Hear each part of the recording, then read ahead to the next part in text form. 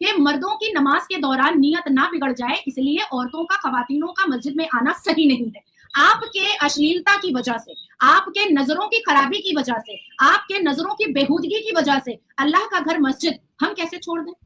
औरत का जैसे ही बलात्कार करेंगे करेंगे वो औजार काट देगा। ये बात बहुत अच्छे से पाकिस्तान और भारत के मुसलमानों को पता है। आखिर देखो, आपके यही मुसलमान मर्द पाकिस्तान और भारत के जब तवाफ करने जाते हैं, जब हज करने जाते हैं, जब उमरा करने जाते हैं, तब तो ये आराम से औरतों के साथ तवाफ करते हैं, क्योंकि इनके दिल में डर होता है कि अरब जो है ना वो कट्टर मुसलमान है और कट्टर इस्लाम वाला है। जैसे ही औरत को छूछाक करेंगे हाथ काट देगा। औरत के लिए आप जैसे ही गाली मुंह से निकालेंगे वो जुबान काट देगा कि भैया तूने औरत को गलत गलत नजर से देखा क्यों?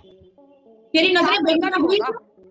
नहीं, तेरी नजरें बेहुदा हुई क्यों? तो जन्नत में 72 वर्जिन हूर मिलेंगे, हमें कोड़े मिलेंगे, क्योंकि हमने अपने चेहरे पर क्यों पाउडर लगा लिया? हम जगह है। नमाज का शब्द संस्कृत धातु नमज आया था, संस्कृत के धातु से नमज आया था, और यह शब्द ऋग्वेद से निकला था, जिसका मतलब होता है आदर और भक्ति में खुद को झुका।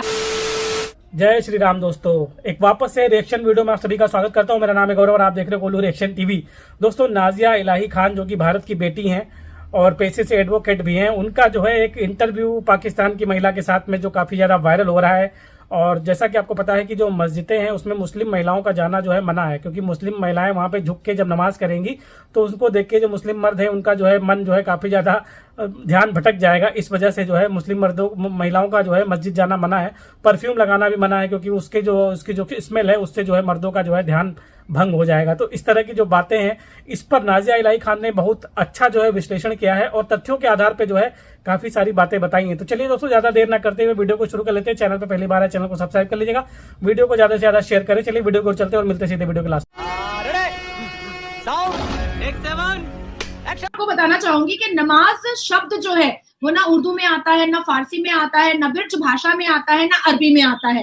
अल कुरान में भी नमाज कहीं पर जिक्र नहीं है, सलात का जिक्र हजारों जगह है।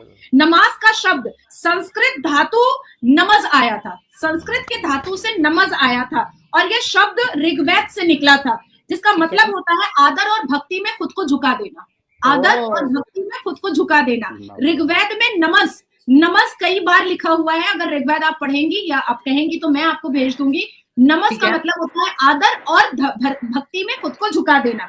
अब ये शब्द जो है नमाज, ये नमज जो शब्द है ये भारत से सफर करता हुआ ईरान तक पहुंचा, और फिर ईरान के लोग जहां जहां सफर किए वहां के मुसलमानों ने इस नमज को नमाज करके इतना अट्रैक्ट हो गए कि उन्होंने नमाज को एक्सेप्ट कर लिया। हालांकि इस शब्द की शब्दावली का अर्थ जो है वो बहुत खूबसूरत है, आदर और भक्ति है, लेकिन ऋग्वेद और संस्कृत से ही लिया हुआ है। तो संस्कृत में कितनी खूबसूरत बातें हैं और ऋग्वेद में कितनी खूबसूरत बातें हैं, श्रीमद् भगवद गीता में कितनी खूबसूरत बातें हैं, ये आपको इससे समझ में आ चुका होगा कि मुसलमान जब से इस्लाम में औरतों को मस्जिद के अंदर दाखिल करना मना किया गया, तब मुसलमान मर्दों का, इस्लाम मानने वाले मर्दों का एक एक्सक्यूज था, जो बहुत ही अय्याश और बहुत ही बेहुदा एक्सक्यूज था। वो एक्सक्यूज ये था कि मर्दों की नमाज के दौरान नियत ना बिगड़ जाए, इसलिए औरतों का, खवातीनों का मस्जिद में आना सही नहीं है। आपके अश्लीलता की वजह से, आपके नजरों की खराबी की वजह से, आपके नजरों की बेहूदगी की वजह से अल्लाह का घर मस्जिद हम कैसे छोड़ दें, और हम क्यों छोड़ दें? अब आती है तीसरी बात शैला जी, जब यही मुसलमान तवाफ करने के लिए मक्का मुअज्जमा और मदीना मुनव्वरा जाते हैं, तब तो मर्द और औरत साथ होते हैं। जब ये पॉइंट है, यस, हाँ, तब जब हज करने जाते हैं तब हाँ। तो फिर मक्का मुअज्जमा और मदीना मुनव्वरा में तवाफ भी साथ में करते हैं, शुक्राने की नमाज भी साथ में पढ़ते हैं, कुर्बानी भी साथ में खड़े होकर के देते हैं। उस कुर्बानी के गोश्त को जो लोग मिट्टी में दफन करते हैं वो भी साथ में करते हैं, वजू भी साथ में करते हैं, सलात भी साथ में करते हैं, और तहलीमा भी साथ में बांधते हैं, सजदा भी साथ में करते हैं, रुकू में भी साथ में जाते हैं। तो सारी चीजें तो साथ में करते हैं। और उसके बाद जैसे ही फ्लाइट लैंड करती है पाकिस्तान और भारत में इन मुसलमानों की, वैसे ही इनका अल कुरान चेंज हो जाता है। सही बात है, राइट तो वैसे अल्लाह ताला ने दिया था। अच्छा, अगर हम इसको सनातन धर्म के साथ थोड़ा लिंक करके देखते हैं, तो वहां पर तो मंदिर में औरतें और मर्द दोनों जाते हैं एक साथ, जो है वो आरती करते हैं। खाना काबा की आपने बड़ी अच्छी एग्जांपल दी, वहां पर भी साथ होते हैं। लेकिन जो मौलाना लोगों का जो इस्लाम है, जिसकी जो हमारी जिंदगी के अंदर रच बस गया है, ये तो यहाँ तक कहते हैं कि अगर आपने खुशबू लगाई और किसी ने वो खुशबू सूंघ ली और उसकी नीयत खराब हो गई, तो उसका गुनाह भी औरत को ही मिलेगा। अगर हमने बाल कटवा दिए, बाल अच्छे से बना लिए और किसी को हमारे बाल पसंद आ गए, तो वो भी गुनाह हमको ही मिलेगा। और अगर हमने खुद को सज सवर के बाहर चले गए और हमने हमारा मर्द तो ज़ाहिर काम पे होगा, उसका गुनाह भी हमें ही मिलेगा। तो इनको क्या मिलेगा? इनको जन्नत में 72 वर्जिन हूर मिलेंगे, हमें कोड़े मिलेंगे, क्योंकि हमने अपने चेहरे पर क्यों पाउडर लगा लिया, हमने अपने बदन पे परफ्यूम क्यों लगा लिया। अच्छा, ये इनसे नहीं पूछेंगे कि भैया तूने औरत को गलत नजर से देखा क्यों, तेरी नजरें बेहुदा हुई क्यों, नहीं तेरी नजरें बेहुदा हुई क्यों। आखिर देखो, आपके यही मुसलमान मर्द पाकिस्तान और भारत के जब तवाफ करने जाते हैं, जब हज करने जाते हैं, जब उम्रा करने जाते हैं, तब तो ये आराम से औरतों के साथ तवाफ करते हैं, क्योंकि इनके दिल में डर होता है कि अरब जो है ना वो कट्टर मुसलमान है और कट्टर इस्लाम वाला है। जैसे ही औरत को छूछाक करेंगे हाथ काट देगा, औरत के लिए जैसे ही गाली मुंह से निकालेंगे वो जुबान काट देगा, औरत का जैसे ही बलात्कार करेंगे वो औजार काट देगा। ये बात बहुत अच्छे से पाकिस्तान और भारत के मुसलमानों को पता है कि इस्लाम में पनिशमेंट बहुत सख्त है। और यहाँ आने के बाद ये क्या क्या सबको सुनाते हैं, ये हदीस सुनाते हैं, ये सही अल बुखारी सुनाते हैं। कुरान के किस पन्ने और किस पारा में, किस सूरा और किस वर्सेस में 135 फूट की 72 वर्जिन हूरों का जिक्र है? किसी भी सूरा में नहीं। और इनकी सिट्टी पिट्टी गुम हो जाती है जब ये अरब पहुंचते हैं, तब ये समझते हैं, तब इनको पता होता है इन मुसलमान मर्दों को, इन लफंदरों को, कि भाई यहाँ तो मर्द और औरत का दर्जा बराबर है, यहाँ तो तवाफ बराबर करना पड़ेगा। और आंखें उठाकर देखोगे, बस आएगी अरब की सरकार और तुम्हारी आंखें नोच करके निकाल लेगी।